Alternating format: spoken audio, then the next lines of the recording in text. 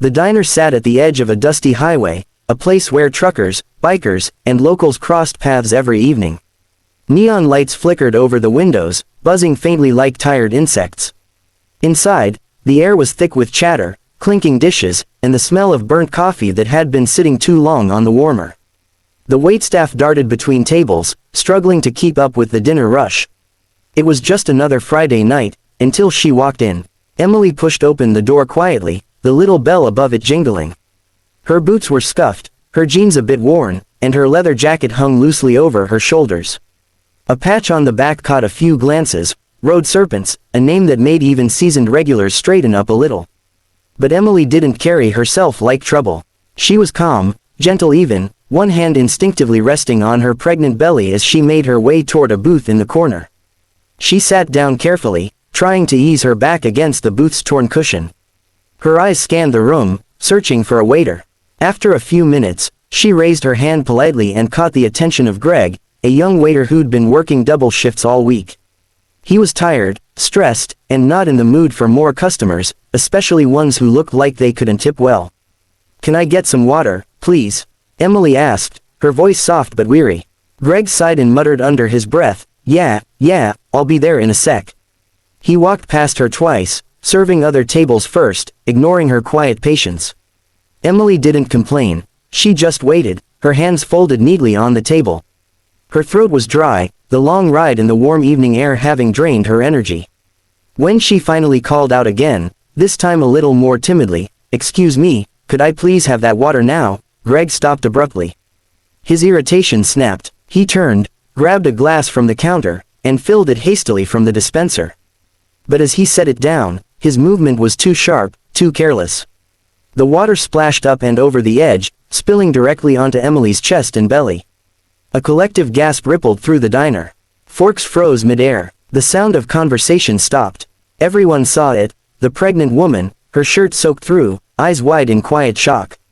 Greg froze too, realizing what he'd done.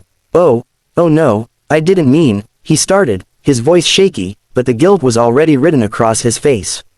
Emily blinked, her lips trembling slightly. For a second, it seemed like she might cry, but she didn't. She just took a deep breath and whispered, "You shouldn't have done that." Her tone wasn't angry. It was calm, almost heartbreakingly calm. She pushed the glass gently aside, stood up, and without another word, walked out of the diner. The bell above the door chimed softly as she disappeared into the fading light of the evening, leaving behind a silence that no one in that room would soon forget. The diner stayed unnervingly quiet after Emily left, like someone had turned off all the background noise. Greg stood frozen beside the booth, his face pale, his mind spinning with what had just happened. He tried to convince himself it wasn't that bad, that maybe she wouldn't complain to the manager, that maybe no one really saw. But the stares from the customers told him otherwise. A few shook their heads, one older woman whispered, "You went too far, kid." He grabbed a rag and nervously began wiping the table, pretending to focus on the spill while his thoughts churned. "It was an accident," he muttered under his breath. She shouldn't have been so pushy. But deep down, he knew he'd let his temper and pride take control. 10 minutes passed. The tension in the diner began to fade. People went back to their meals, and the hum of conversation slowly returned. Greg thought maybe, just maybe, the situation had passed. But then, there was a sound. A deep, distant rumble. At first, it blended with the hum of the highway. Then it grew louder, closer. The kind of low, growling sound that made the windows vibrate and the silverware tremble. Greg looked up, confused. The customers glanced toward the front windows, faces turning pale. The rumble became a roar. Motorcycles, not one or two, at least 6, their engines growling like thunder as they pulled into the parking lot. Dust swirled around them in the headlights. The noise was deafening, deliberate, powerful. The diner staff froze in place. Someone whispered, "Oh no." Greg's heart sank. He didn't know why, but some instinct deep inside told him this had something to do with her. The door burst open with a loud clang, the bell above it ringing wildly. The air shifted instantly. A tall man stepped inside, broad shoulders, black leather jacket, thick boots that thudded against the floor. Tattoos lined his neck, creeping up toward a square, hardened jaw. His eyes were sharp and cold, scanning the room like a predator searching for prey. "Where's Greg?" His voice cut through the air like a blade. Everyone turned to point, some subtly, some not. The man's gaze followed their direction until it landed on Greg, standing near the counter, gripping his rag like a shield. Me, Greg stammered, his voice barely above a whisper. The man started walking toward him, each step echoing.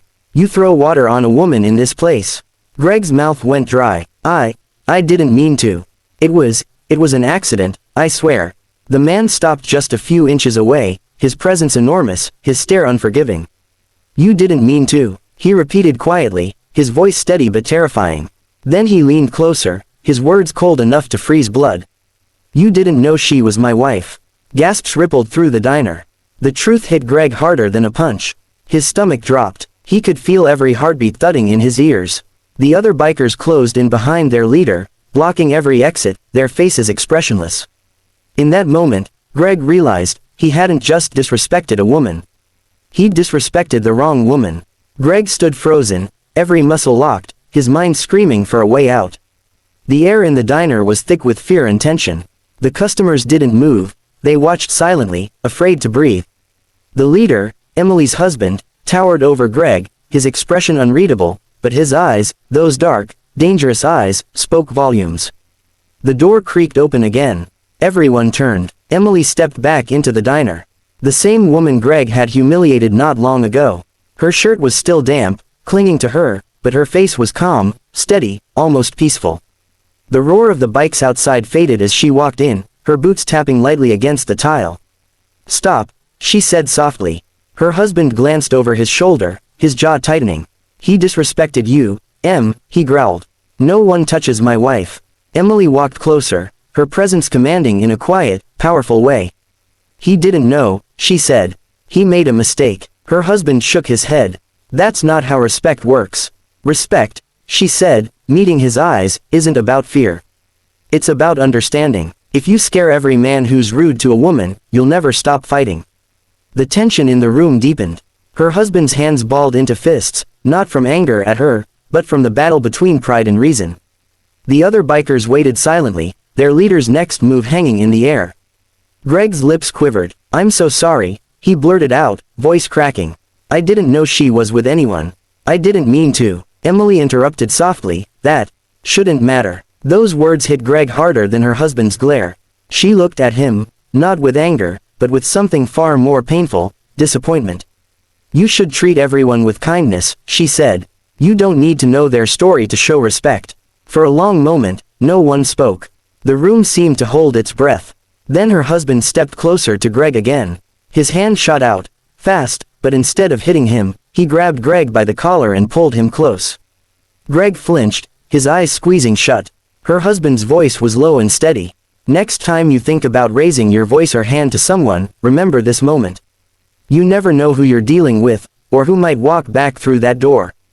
He released Greg with a shove, not violent, but firm enough to make his message clear. Emily placed her hand on her husband's arm. Let's go, she whispered. The bikers followed her lead. Their boots echoed as they left, the door swinging closed behind them. Moments later, the roar of their engines filled the night, then faded into silence down the highway. Inside, the diner was still frozen. Greg stood trembling, his hands shaking as he wiped the same spot on the counter over and over. No one said a word. That night changed him. He didn't quit his job, but he changed the way he saw people. Every time someone walked through those diner doors, Greg made sure they were treated with care. Because now he understood. Respect isn't about who someone belongs to, it's about who they are. And you never know how powerful a quiet, calm person might truly be.